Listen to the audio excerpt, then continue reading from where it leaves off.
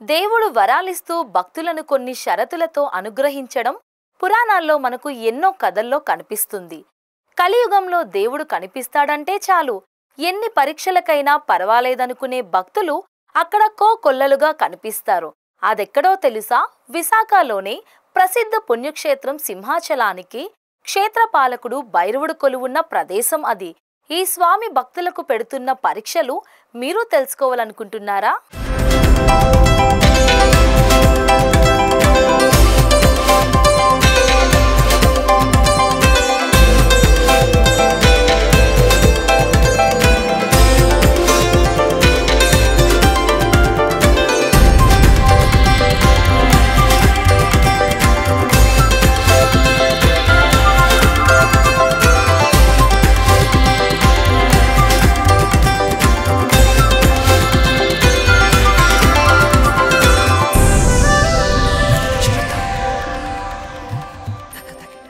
విశాఖలోని సుప్రసిద్ధ పుణ్యక్షేత్రం సింహాచలానికి క్షేత్రపాలకుడిగా ఉన్న భైరవ స్వామి కొలువై ఉన్న క్షేత్రంలో ప్రస్తుతం మనం ఉన్నాము. ఇది పూర్తిగా అభయారణ్యంలో స్వామి కొలువైన పరిస్థితి ఉంది. కొన్ని యుగాలుగా స్వామి ఇక్కడ వెలిసి సింహాచల క్షేత్రాన్ని కంటికి రెప్పలా కాపాడుతున్నట్లుగా మనకి ఆధారాలను బట్టి తెలుస్తోంది. అయితే ఇక్కడ స్వామి ప్రాశస్యం దినదినాభివృద్ధిగా చెందుతోంది. సుదూర ప్రాంతాల నుంచి కూడా భక్తులు ఎన్నో వ్యయప్రయాసాలకు ఓర్చి స్వామి దర్శనం కోసం పరితపిస్తున్న పరిస్థితి ఉంది. ప్రతి అమావాస్యకు స్వామి దర్శనమిస్తారు. స్వామిని దర్శించుకుని మొక్కుకుంటే సకల శుభాలు కలుగుతాయని ఇక్కడ భక్తుల విశ్వాసం. ప్రస్తుతం మనం అదే క్షేత్రంలో ఉన్నాము. ఇక్కడ నుంచి మనం 1 కిలోమీటర్న్నర లోపలికి ప్రవేశిస్తే స్వామి దర్శనం జరుగుతుంది. ఈరోజు పెద్ద వర్షం అయితే కురుస్తోంది. అయినా సరే భక్తులు ఏమాత్రం వెరవకుండా స్వామి దర్శనం కోసం తండోపతండాలుగా వస్తున్న పరిస్థితి ఉంది. ఇతర ప్రాంతాల నుంచి కూడా స్వామి దర్శనం కోసం వస్తూ స్వామి అనుగ్రహం కోసం పరితపిస్తున్న క్షేత్రాన్ని మనం ఇప్పుడు చూస్తున్నాము. దీనిపై ఇప్పుడు గ్రౌండ్ రిపోర్ట్ చూద్దాం. ప్రధాన ఆలయానికి ఏమాత్రం సంబంధం లేదని రీతిలో సింహాచలానికి 5 కిలోమీటర్ల దూరంలో కారడవుల మధ్య ఉన్నదే భైరవ కోన. దీనినే భైరవ వాక అని కూడా పిలుస్తారు. అంతేకాదు, నెలకు ఒక్కసారి మాత్రమే, అది అమావాస్య రోజు కొద్ది గంటలే దర్శనమివ్వడంతో భక్తులు దీన్ని ఒక ఛాలెంజ్ గా తీసుకున్నారేమో అనిపిస్తుంది. ఈ క్షేత్రంలో వర్షం వచ్చినా వరద వచ్చినా ముసలైనా ముదకైనా స్వామి కొలువున్న క్షేత్రానికి వచ్చి తీరుతామని, ఆయన మహిమల్ని తాము కూడా పొందుతామని పెద్ద సంఖ్యలో ఇక్కడికి చేరుకుంటున్నారు. ఇక్కడ కొలువైన స్వామిని దర్శించుకున్న కొంతమంది భక్తులు మనతో ఉన్నారు. వారిని అడిగి మనుషులు తెలుసుకుందాం. స్వామిని దర్శించుకున్నాక మీకు ఏమనిపిస్తుంది? చాలా ప్రశాంతంగా ఉంది సార్. ఎందుకంటే కాలభైరవ స్వామి కాబట్టి అతనికి ఉన్న విలువలు కానీ మన పురాణాల్లో ఉన్న ఇది కానీ అతనికి దర్శించినాక ఒక బెస్ట్ ఫీలింగ్ వస్తుంది. అందుకే తడిసి కూడా వెళ్ళాం అనమాట. దాంతో చూస్తున్నారు కదా, అసలు మార్గం ఉందా? అసలు ఇక్కడ మార్గం కనిపించట్లేదు సార్. స్వామి దగ్గరికి వెళ్ళాలని ఒక కాన్సెప్టే ఉంది మాకు. అంతే, మార్గం అనేది ఏం లేదు. వెళ్ళాలనుకున్నాం కాబట్టి కాన్సెప్ట్ వెళ్ళిపోతున్నాం. ఎప్పుడు తెలుసుకున్నారు స్వామి గురించి మీరు? సార్ స్వామి గురించి ఇది 3ఓసారి రావడం. ఇది తెలిసి స్వామి గారిని చిన్నప్పటి నుంచి తెలుసు, సింహాచలం వస్తుంటాం. బట్ ఇలాంటి ఫీలింగ్లో రావడం ఫస్ట్ టైం ఇది. అవుతున్నాయండి. మీరు చెప్పండి సార్, ఏం విషయంలో ఏం జరిగింది? చాలా విషయాలు జరిగాయి సార్. ప్రతిసారి కష్టం అన్న ప్రతిసారి వచ్చింది ఏదో ఒక దారి దొరికింది. చాలా ప్రాబ్లమ్స్ ఉండేవి. ఇక్కడికి వచ్చిన ప్రతిసారి ఒక్కొక్క ప్రాబ్లం తీరేది. అది ఫైనాన్షియల్గా అవ్వని, ఇంట్లో పరిస్థితులు కానీ అన్నీ బాగుండేది. అంటే స్వామి దగ్గర రావాలంటే ఎలాంటి నిష్ఠతో ఉండాలనుకుంటున్నారు సార్? అది అన్వి తినకూడదు సార్, అన్వి తినకూడదు. ఇక్కడ ఎక్కువ ఏంటంటే మనం ఏం చేయకపోయినా పర్లేదు కానీ ఒక దీపం పెట్టి మనస్ఫూర్తిగా దండం పెట్టుకోవాలి. దండం పెట్టుకుంటే చాలు. అంటే ఇప్పుడు డబ్బు ఉన్న వాళ్ళు చాలా చేస్తారు, లేని వాళ్ళు జస్ట్ ఒక దీపం పెట్టుకుని వెళ్ళినా చాలు, ఆ దేవుడు చూస్తారు. దేవుడి దృష్టిలో డబ్బు ఉన్న వాళ్ళు ఎవరు ఉండరు, అంత ఒకటే. అంటే మీకు ఇక్కడికి వచ్చాక ఏమనిపిస్తుంది? అసలు ఇంత అడవుల మధ్య స్వామి ఉన్నారనే విషయం చాలా ఆలస్యంగా తెలిసిన వాళ్ళు కూడా ఉంటారు. మీకు సార్ మా అమ్మ చిన్నప్పటి నుంచి చెప్పేది, ఎప్పుడైనా సింహాచలం వెళ్ళాలనుకుంటే ముందు మీరు ఎక్కడికి వెళ్ళాలి, భైరవ స్వామికి వెళ్ళి దండం పెట్టుకున్న తర్వాత మీరు సింహాచలం వెళ్ళాలి. అది వర్షం అవని ఎండ అవని ఏదవని. ఈరోజు వర్షం పడుతుంది కాబట్టి మేము తడిచాం, అదే ఎండలో ఎండాం కూడా. ఎన్నోసార్లు వచ్చినా ఎండలో కూడా చెమటలతో కూడా వెళ్ళి అక్కడ దండం పెట్టుకునే తర్వాత అక్కడికి వెళ్తాం. ఇక్కడికి రాకుండా అక్కడికి వెళ్ళాం. ఇక్కడికి రాకుండా అక్కడికి వెళ్తే ఎటువంటి అంటే అది ఫలించదు. ఈయన దగ్గరికే ఫస్ట్ రావాలి, ఆ తర్వాత ఆయన దగ్గర. వర్షంలో కూడా జనం వస్తున్నారంటే మీకు ఏమనిపిస్తుంది? ఆ గాడ్ అంత పవర్ఫుల్ సార్. అంటే ఎంతమంది వస్తున్నారంటే ఎన్ని జరుగుంటే ఆలోచించండి. వాళ్ళ కష్టాలు తీరుంటాయి. వచ్చిన వాళ్ళే మళ్ళీ వస్తుంటారు, కొత్త వాళ్ళు కూడా వస్తుంటారు. కానీ వచ్చిన వాళ్ళు మళ్ళీ వస్తున్నారంటే కష్టాలన్నీ తీరుతున్నాయని అర్థం. ఏ పుణ్యక్షేత్రానికి వెళ్ళినా మనం మొదటి దర్శించుకోవాల్సింది క్షేత్రపాలకుడినే. అప్పుడే ఆ యాత్ర పరిపూర్ణమైనట్లు. చాలా చోట్ల ప్రధాన ఆలయానికి సమీపంలోనే క్షేత్రపాలకుడు కొలువై ఉంటాడు. కానీ విశాఖలోని శ్రీ వరాహలక్ష్మి నరసింహస్వామి కొలువైన సింహాచలానికి క్షేత్రపాలకుడు మాత్రం భక్తులకు దూరంగా ఉంటూ పరీక్షలు పెడుతున్నాడు.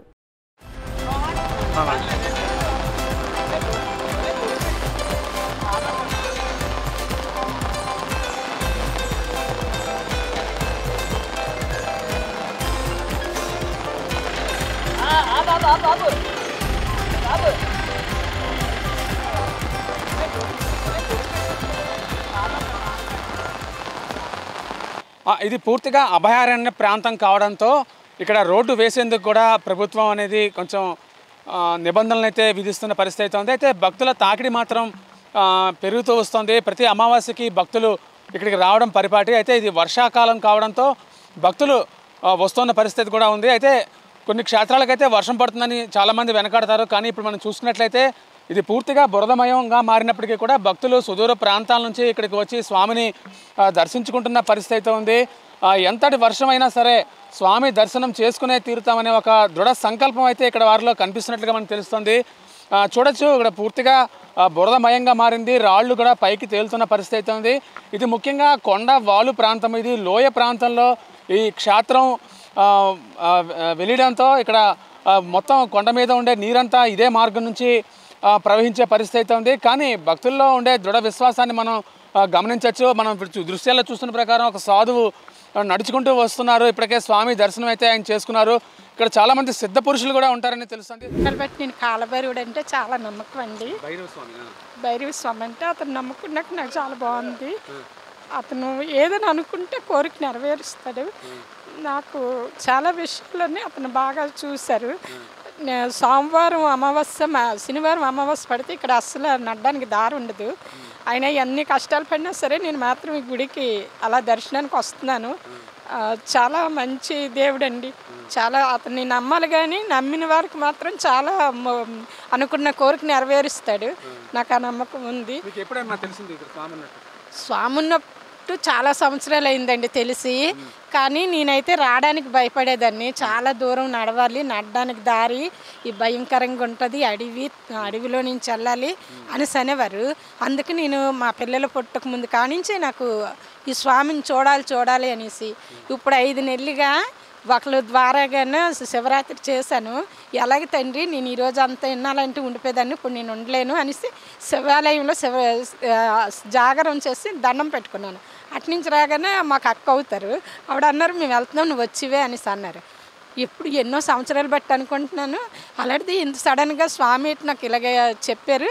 ఆ అక్క నాకు ఇలాగ జాగరం ఉన్నాను, ఈరోజు అంతా మెలకుగా ఉండాలి కదా సాయంత్రం వరకును, మంచి అవకాశమే. కానీ ఇప్పుడు నా చేతిలో డబ్బులు కూడా లేవక్క రావడానికి. కానీ రా నీకెందుకు అనేసి తీసుకుని వచ్చాను. అప్పటి నుంచి నేను వదలకుండా అలాగే ఇప్పుడు 5 నెలలు బట్టి అలాగ వస్తున్నాను. నాకైతే మాత్రం చాలా నమ్మకం ఉందండి. నా విషయంలోని కొన్ని విషయాల్లోని పిచ్చి కళలు ఏవేవో వస్తున్నాయి. అవన్నీ అతను సరిపెట్టారు. నాకు భయం అంతా పోయింది. ధైర్యం ఉంది నాకు. ఇప్పుడు చాలా ధైర్యం ఉంది. చాలా ఆత్మవిశ్వాసం. ఏదైనా అతను ఉన్నారు నాకు. ఇప్పుడు కాలికి చెప్పులు లేకుండా ఇటు వెళ్ళాను. మా అబ్బాయి కొద్దిగా భయపడ్డాడు. నిన్న స్వామి చూసుకుంటాను, నాకు పర్వాలేదు రేవంత్. ఆ నామం ఇటు నుంచి వెళ్ళినప్పుడు చదువుకుంటాను. ఏమనంటే వస్తున్నాను కాలభైరవ నీ సన్నిధికి వస్తాను. వచ్చేటప్పుడు తండ్రి కాలభైరవ వెళ్ళిపోతున్నాను అని చెప్పేసి వెళ్ళిపోతాను. ఎప్పుడు నా మనసులో అనుకొని వెళ్ళిపోతాను. నా వెనకతలు ఉంటారండి ఆ స్వామి. మేము స్వామి దర్శనానికి వచ్చామండి. దర్శనం చాలా బాగా అయ్యింది. అనుకున్న కోరికలన్నీ చెల్లుతున్నాయి. కానీ వచ్చే ముసలోళ్ళకి ముండుగోళ్ళకి అసలు దారి బాగులేదు. అది మీరు కొంచెం ఏర్పాటు చేయండి. చాలా బాగుందండి, చాలా బాగుంది. అన్ని విధాలుగా కూడా ఏదనుకున్నా జరుగుతుంది. మా మనవరాలు పెళ్ళి అవ్వాలనుకున్నాము, అయ్యింది. మనవడు పుట్టాలనుకుంటున్నాము, అది జరిగితే ఆ బాబుని తీసుకొచ్చి ఆ కాలు కాడ వేస్తాను. కొంచెం దారి ఇబ్బందిగా ఉంది, దర్శనాలు అన్ని బాగున్నాయి, అంతా చక్కగా చాలా బాగా ఉందండి. ఏర్పాట్లు కూడా బాగున్నాయి, భోజనాలు పెట్టారు వేడి వేడిగా, చాలా బాగా పెట్టారు, అన్ని బాగున్నాయి. మరి దర్శనం నమ్మకం తండ్రి, మాకు అనుకున్నది అవుతుంది, ఏదో అనుకున్నా అవుతుంది. ఆ ధైర్యం దీని మీదే మళ్ళీ అనుకొని వస్తున్నాం అనమాట. అది ఆ తండ్రికి, అందుకనే ఇప్పటికి ఎన్నో సంవత్సరాల క్రితం చూసాము, మళ్ళీ ఇప్పటికీ రోడ్లు ఇలాగే ఉన్నాయి. దయచేసి పెద్దలందరూ ఈ రోడ్లు బాగు చేస్తే నిజంగా చాలామంది వస్తున్నారు, ముసలోళ్ళు కుంటోళ్ళు కూడా వచ్చారు, అక్కడ ఒక అతను పడిపోయారు. అలాంటి వాళ్ళు కూడా వచ్చారంటే ఎంతో నమ్మకం ఉండే కదా దేవుడి మీద వచ్చారు. ఖచ్చితంగా పరీక్షని కాదు, మా నమ్మకం దేవుడి కోసం మాకు ఎంతో నమ్మకంతో వస్తున్నాము, మా నమ్మకం అంతే. థింగ్ ఏంటి అంటే హైదరాబాద్ నుంచి వచ్చాం. ఫస్ట్ థింగ్ ఏంటంటే ఫస్ట్ టైం నేను అబ్జర్వ్ చేయడం, ఇదంతా చెక్ చేయడం. ఎంత వర్షంలో కూడా ఎంతమంది వస్తారని నేనైతే ఎక్స్పెక్ట్ చేయలేదు. చాలా చాలా బాగుంది, దర్శనం చాలా బాగా జరిగింది. అండ్ పోలీసులు అయితే అసలు వీళ్ళే మొత్తం ఎవ్రీథింగ్, వీళ్ళు లేకపోతే కష్టం మనకి. వాళ్ళే ఎవ్రీథింగ్ అన్నీ చూసుకుంటున్నారు. ఇంత దగ్గరుండి ఇవన్నీ చేయించడం అంటే చాలా చాలా మంచి విషయం. చాలా బాగుంది, అందరూ వెళ్ళాల్సిన. వైజాగ్లో ఇంత మహత్యమైన క్షేత్రం ఉందని మీరు అయితే అనుకున్నారా? తెలియదు, ఫస్ట్ టైం అండి మాకు తెలియదు. మేము అందుకనే చెప్తాం కదా, హైదరాబాద్ నుంచి వచ్చామంటే చాలా చాలా బాగుంది, చాలా అసలు ఎక్స్పెక్ట్ చేయలేదు. అండ్ వన్ మోర్ థింగ్, అక్కడ నుంచి అంటే ఈ వే ఎలా అంటే ఇది క్లోజ్ చేశారు కదా, ఎందుకు క్లోజ్ చేశారో ఫస్ట్ తిట్టుకున్నాం. కానీ ఈ వే చూసిన తర్వాత అసలు ఫస్ట్ థింగ్ ఏంటంటే రోడ్స్ వేస్తే ఫార్ బెటర్ నాకు తెలిసి. బట్ అక్కడ వరకు వే మూవ్ అవ్వకుండా వీళ్ళు నడవడానికి అయితే ఉంటే బాగుంటుందని అనుకుంటున్నాను అంతే. బాగా అయిందండి, చాలా బాగుంది. వర్షమైనా అక్కడ ప్రకృతి కూడా బాగున్నారు. ఏ పళ్ళు కాయలు కూడా అక్కడ అమ్మనవట్లు అన్ని బయట అమ్మనంటున్నారు. ఎక్కడి నుంచి అన్నీ తీసుకొని వెళ్ళాలి. బాగా దర్శనం అవుతుంది, బాగా చూపిస్తున్నారు, అంతా బాగానే ఉంది. కాకపోతే వర్షం వస్తుందని కొంచెం ఇబ్బంది. ఇంకా చేస్తే బాగుంటుంది, కానీ తండ్రి గుడి వద్దు అన్న, రోడ్డు వద్దు అన్నాడంట. ఇలాగే ఉంది, మరి రోడ్డు ఉంటే ఇంకా బాగుండు. మరి ఆ తండ్రి ఎప్పుడే పిచ్చుకుంటాడో, జనాలు ఇంకా పెరిగితే ఇంకా బాగుంటుంది, ఇంకా మంచిది. అది చేసుకుంటే మాకు ఇంకా మంచిది. ఆ తండ్రి దర్శనం ఇవ్వాలి, మా ఆరోగ్యంగా ఉండాలి, మేము బాగోవాలి. కడుక్కుందాము, చేతులు కడుక్కుందామని అసలు వాటర్ లేదు. మెయిన్ వెళ్ళడం, దేవుని పెట్టడం, లోపలికి వెళ్ళిన తర్వాత కనీసం ఒక 5 నిమిషాలు కూడా అక్కడ నిలబడినవ్వట్లేదు. లేదు లేదండి, ఆవరణ చాలా చిన్నది. అలా పైకి చుట్టూ తిరిగి వచ్చాడు, మీద దండం పెట్టుకుని. కొంచెం విస్తీర్ణం పెంచాలి. జనాలు కూడా పూజ చేసుకునే వాళ్ళు వాళ్ళ చేతులతో వాళ్ళు చేసుకుంటే ఇంకా తృప్తిగా ఉంటుంది. దూరం నుంచి వస్తున్నాం కదండి, వాళ్ళకి ఇచ్చేసి మేము వెళ్ళిపోవడం అంటే అసలు మనం ఏమైనా పట్టుకెళ్ళి మన చేతితో వేసుకుంటేనే కదా మనకు తృప్తి ఉంటుంది. కానీ అదేం లేదు, వాళ్ళకి ఇచ్చేయాలి, ఇచ్చేసి మనం దండం పెట్టుకుని వచ్చేయాలి. కొద్దిగా ఆ సౌకర్యాలు కల్పించాలి. జనాలు ఎక్కువ వస్తున్నారు కానీ తక్కువ ఏమీ లేదు, బాగా అవుతుందండి. ఎవరికి ఎటువంటి ఇబ్బంది కూడా లేదు. అనుకున్న కోరికలు కూడా నెరవేరుతున్నాయి. ఎంత కష్టమైనా అందుకే వస్తున్నారు. కాకపోతే వే బాగుంటాలని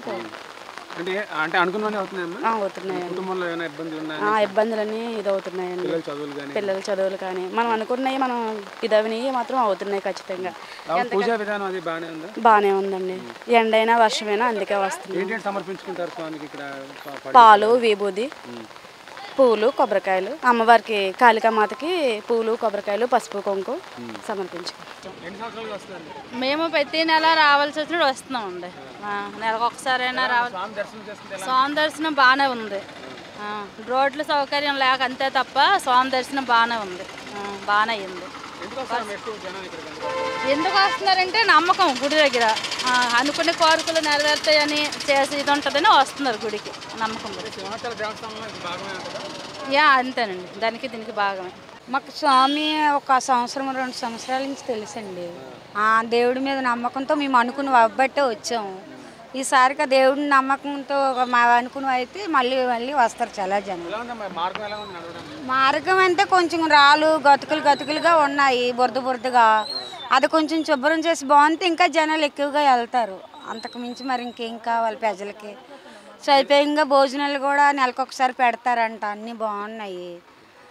రోడ్లు బాగుంటే బాగుంటాయి, జనాలు బాగుంటారు. సరే. ఇక ప్రధాన ఆలయం వద్దకు చేరుకుంటే ఇక్కడ స్వామి ఎండకు ఎండుతూ, వర్షానికి తడుస్తూ, చలికి వణుకుతూ మనకు దర్శనమిస్తారు. ఇక్కడ లక్ష్మీ గణపతి స్వామి స్వయంభూగా అవతరించాడు. పురాతన శిలా ప్రతిమలో ఉండే స్వామిని చూడండి. శరీరమంతా ముడతలతో ఎలా కనిపిస్తున్నాడో అలాగే లింగ రూపంలో పరమశివుడు, జంటనాగుల సుబ్రహ్మణ్య స్వామి, కాళికా అమ్మవారు మనకు చెట్ల క్రింద క్రింద దర్శనమిస్తారు.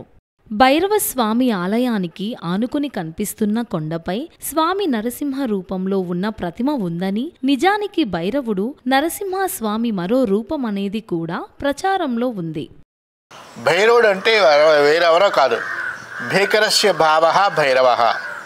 స్వామివారి సహస్రనామాల్లో భీకర స్వరూపమైన భైరవుడిని ఓం భైరవాయ నమః అని వర్ణించారు. అది స్వామి యొక్క భైరవ స్వామి యొక్క స్థితి.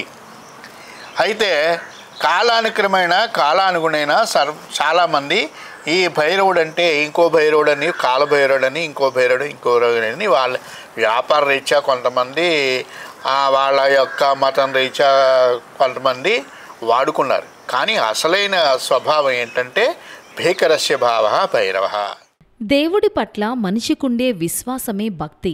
దానివల్ల లభించే ప్రతిఫలానికి మనం పెట్టుకునే పేరు మహిమ. జీవితంలో ఎదురు దెబ్బలు ఎన్ని చూసినా దేవుడు ఉన్నాడనే ధైర్యం మన నుంచి ఆనందాన్ని ఎప్పటికీ దూరం చేయలేదు. కష్టం వస్తే మొక్కుకోవడం, అది తీరగానే దేవునికి కానుకలు సమర్పించుకోవడం అనాదిగా జరుగుతున్నదే. కాని భగవంతుడు త్వరగా ప్రీతి చెందేందుకు ఉగ్ర దేవతలను ఆరాధించే రీతిలో వామాచార పూజలను ఇక్కడ నిర్వహిస్తున్నారనే వాదన లేకపోలేదు. దానివల్ల కూడా ఈ క్షేత్రం ఇటీవల కాలంలో భక్తులకు అనుకున్నవన్నీ జరుగుతున్నాయనే ప్రచారం జోరుగా సాగుతోంది. ఇక్కడ మటుకి భైరవస్వామి మటుకి కొన్ని సంవత్సరాల బట్టి ఇంప్రూవ్ అయిపోయింది, చాలా బాగానే ఉంది.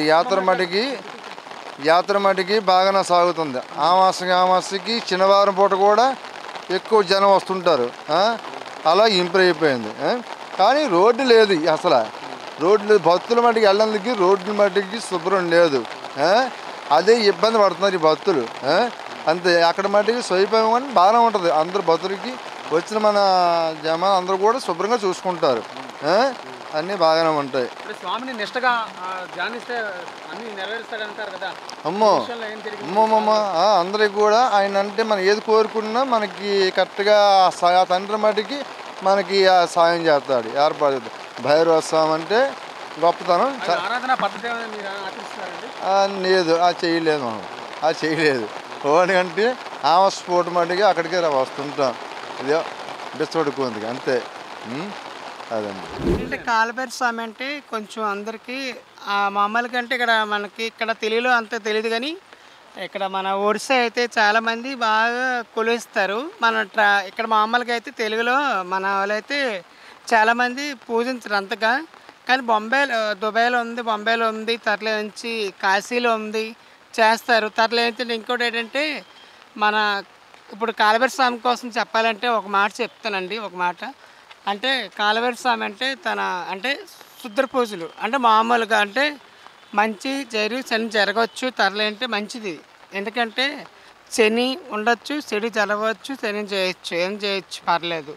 కాకపోతే ఏంటంటే ఆమాసం రోజు వస్తారంటే ఎందుకంటే కొంతమందికి ఆయువతగా ఏదైనా మామూలుగా చేయాలనుకుంటే అంటే శని పూజలు ఉంటాయి కదా, అది చేస్తారు. 12 గంటలకు వచ్చి అఘోరాలు ఉంటారు కదా, అఘోరాలు కాశీలో ఉంటారు, వాళ్ళు వచ్చి చేయడం జరుగుతుంటుంది. అంటే రాత్రి 12 గంటలకు 1 గంటకు వచ్చి చేస్తుంటుంటారు.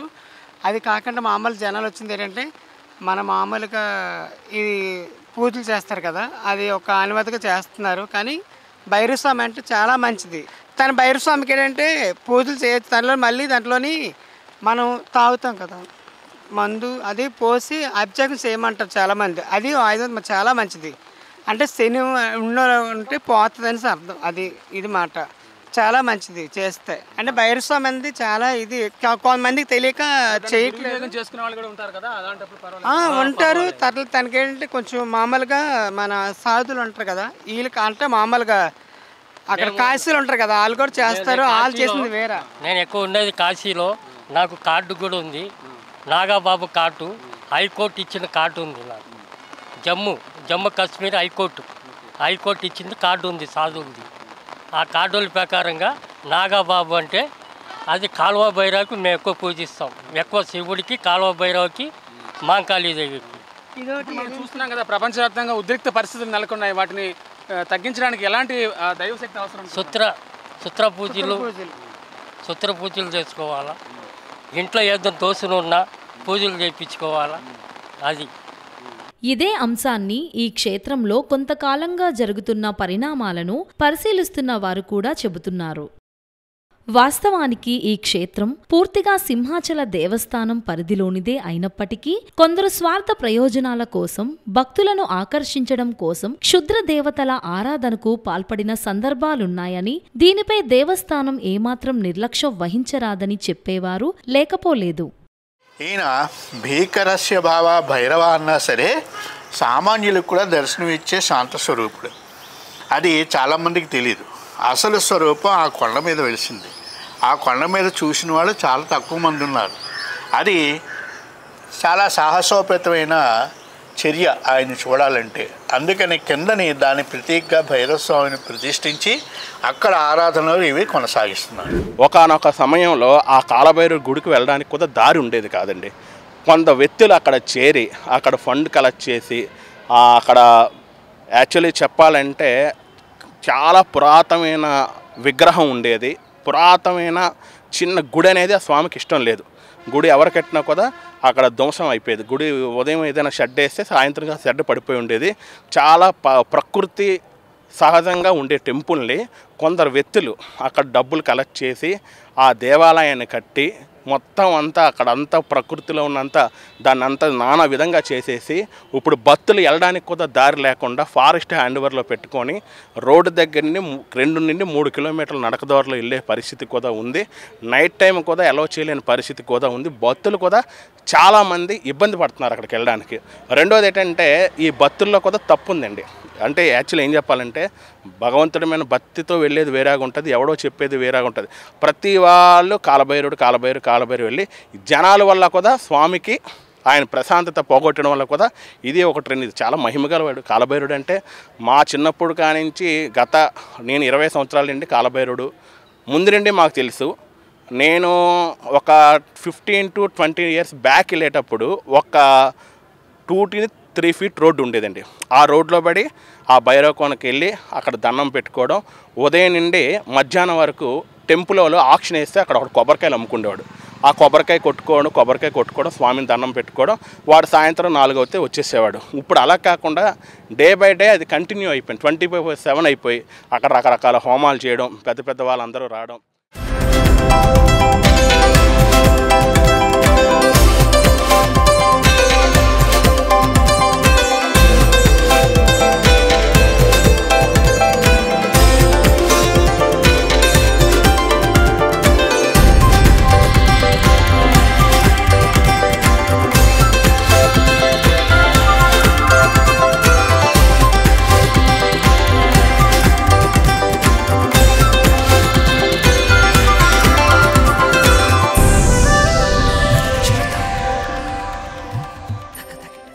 మన జీవితంలో ఎదురయ్యే ఎలాంటి సమస్యలకైనా ఫుల్ స్టాప్ పడాలంటే స్వామి అనుగ్రహం తప్పనిసరిగా రావాల్సిందే.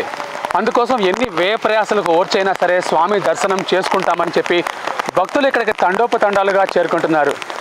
భారీ వర్షాలను సైతం లెక్క చేయకుండా స్వామి అనుగ్రహమే మాకు ముఖ్యమని ఇక్కడికి వస్తున్న ప్రజల మాటలు వింటుంటే చాలు భక్తి పారవస్యం ఎంతవరకు ఉప్పొంగుతుందో మనం తెలుసుకోవచ్చు. వీడియో జర్నలిస్ట్ కృష్ణతో Murthy, VBC on TV, Bhairavakona, Visakha జిల్లా.